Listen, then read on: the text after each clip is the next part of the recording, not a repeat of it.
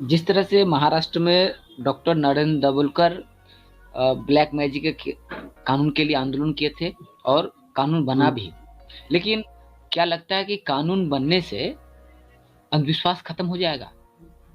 ये बाबा जी का जो नहीं, प्रवचन है, क्या ये बंद हो जाएगा कानून के द्वारा? नहीं, कानून के द्वारा ये बंद नहीं होगा। वो तो जागरूकता से बंद होगा। लोग जागरूक होंगे और उस चीज को समझेंगे तो फिर वो बंद हो जाएगा। लेकिन इससे एक दबाव बनता है। अभी जो महाराष्ट्र में जो कानून बना था उसके तहत लगभग 500 बाबाओं के खिलाफ केस दायर हुआ है। वहाँ के साथियों से जी। बात करने के बाद मुझे चर्चा में पता चला। तो ऐसे उनका केस दायर हुए हैं वहां पर इस कानून के तहत। इसमें तो इसमें कानून बनने इसमें से एक एक दबाव पॉइंट जरूर और बनता है। इसमें एक पॉइंट और ऐड करना होगा। इन लोगों का एक नेटवर्क बना हुआ है, जहां तक मेरे को समझ में आया है। अब वो नेटवर्क जो भी बना है, कुछ भी बना हो, उन्हीं लोगों ने एक्चुअली नरेंद्र दाभोलकर को मारा है, और 10 साल हो चुके हैं।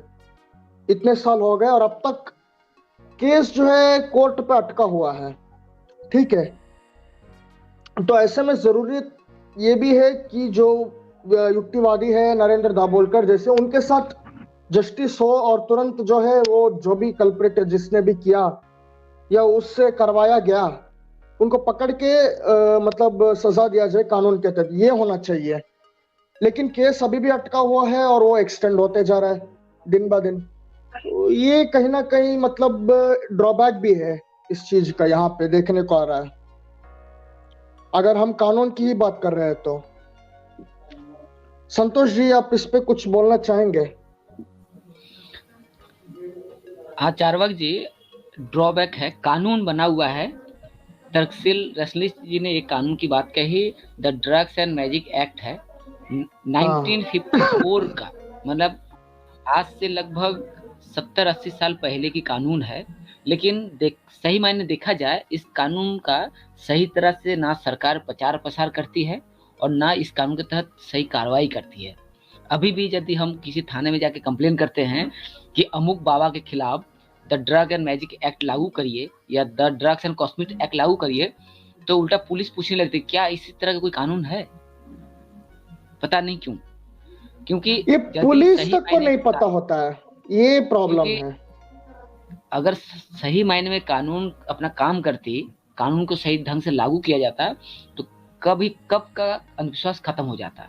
आज भी हमारे देश में जो पाखंड है, कहीं डायन के नाम पे हत्या की घटना होती है, कहीं बाबा की लीला चलती है, कहीं ठगी का धंधा चलता है, कहीं ज्योतिष का दुकान खुला हुआ है, तो यदि कानून सही तरह लागू होता तो कब का बंद हो जाता है। तो एक खामियां है कि कानून को सही तरह से लागू नहीं किया जाता है, और इसीलिए आज महाराष्ट्र में कानून नए सिरे से कानून बनी है तो 100-500 से हजारों बाबाओं के लिए मामला दर्ज हुआ है। पंजाब हरियाणा में नई कानून की लड़ाई चल रही है। बंगाल में, पश्चिम बंगाल में भी ब्लैक मैजिक एक्ट की लड़ाई चल रही है। ड्राफ्ट भी सरकार को दी गई है, लेकिन सरकार जल्दी कानून पास कराना नहीं चाहती है, ये भी दिक्कत है।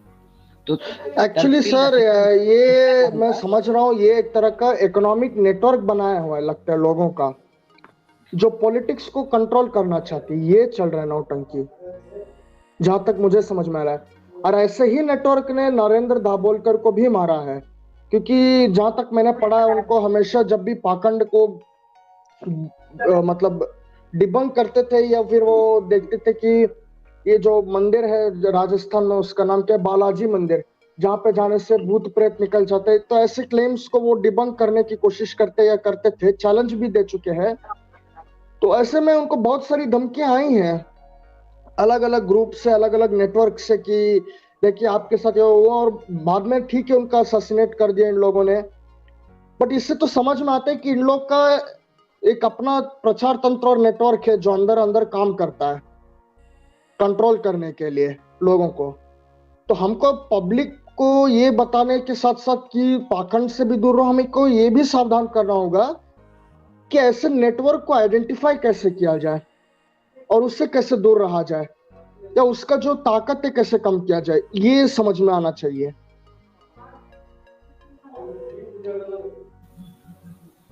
हाँ चारवाक जी बात सही कही कि एक नेटवर्क बना हुआ है। ये धर्म के नाम पे, अंधविश्वास के नाम पे जो रोजी रोटी चलाते हैं, धंधा चलाते हैं, उनका एक बड़ा सा नेटवर्क बना हुआ है। आज अगर आप स्मार्ट मोबाइल खोलते हैं, सोशल मीडिया खोल के देखते हैं, वहां पे देखिएगा इन पाखंडियों को जाल बिछा हुआ है। पहले गांव देहात शहर में लोग दूसरा दुकान खोल कर बैठते थे, अब सोशल मीडिया में भी अंधविश्वास का एक मायाजाल फैला हुआ, लोग और फंसे जा रहे।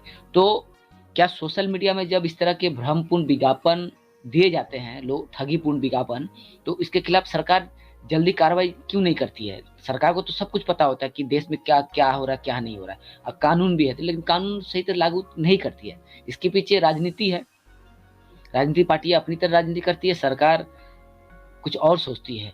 लेकिन यदि सरकार सही मायने में सोचे कि लोगों को जागरूक करना है, साइंटिफिक टेम्परमेंट का मान्यता देना है, उन्हें तार्किक बनाना है, सरकार चाहे तो कर सकती है। क्योंकि सरकार की खुद एक अपनी निजी संगठन है साइंस कांग्रेस, तो साइंस कांग्रेस रहते हुए भी देश में साइंस का विकास नहीं हुआ, जबकि निजी क्षेत्र में तर्कशील सोसाइटी हो गया और या नारायण दाभोलकर और जैसे संगठन है अपने निजी प्रयास से कोशिश करते हैं, और सरकार यहाँ जल्दी मदद भी नहीं करती है। साइंस कांग्रेस में जब ये बातें होती है कि गणेश जी का प्लास्टिक सर्जरी हुआ है, तो भाई बात साइंटिफिक टेम्परामेंट वहीं खत्म हो जाता है कि भाई आप कुछ पौराणिक कहानियों को उठा लिया है और उससे अपने तरीके से बता दिए, हो गया वो, ये हो रहा है आजकल। तो साइंटिफिक टेम्परामेंट की तो ऐसी धज्जियां उड़ाई जा रही है जो नहीं होना चाहिए था साइंस कांग्रेस में। ये बातें हैं।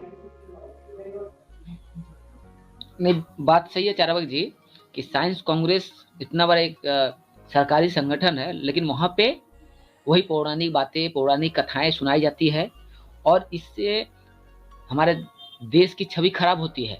कि देखिए एक साइंस संगठन किस तरह से पौराणिक कथाएं, मनगढ़ंत कहानियां प्रचार प्रसार करती है। आपको बता दे हरियाणा में साइंस कांग्रेस की सम्मेलन हुआ था, और वहां पे एक मंत्री आए थे, उस समय के मंत्री थे, केंद्रीय मंत्री थे हर्षवर्धन जी।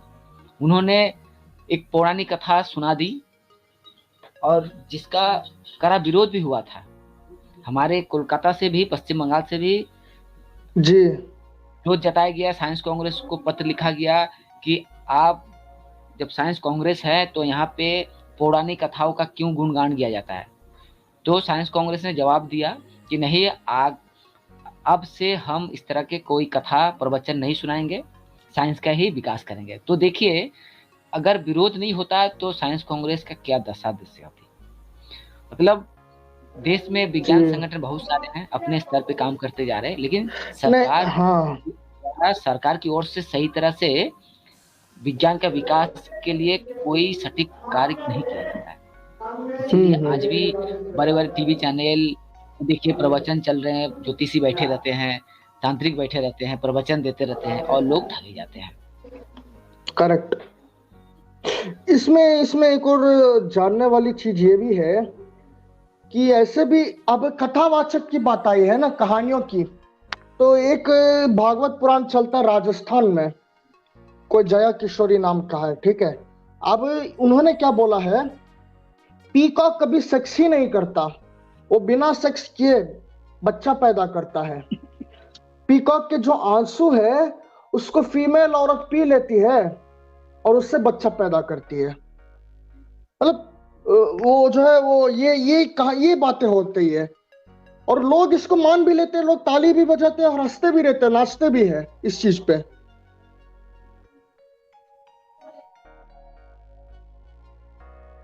तो सुपरस्टिशन तो यहीं पे है सबसे ज्यादा देखा जाए तो, जहां पे हम देखते हैं कहानियां सुनाने जाती है तो कहीं करोड़ा कहीं गुस्साने लग गई है।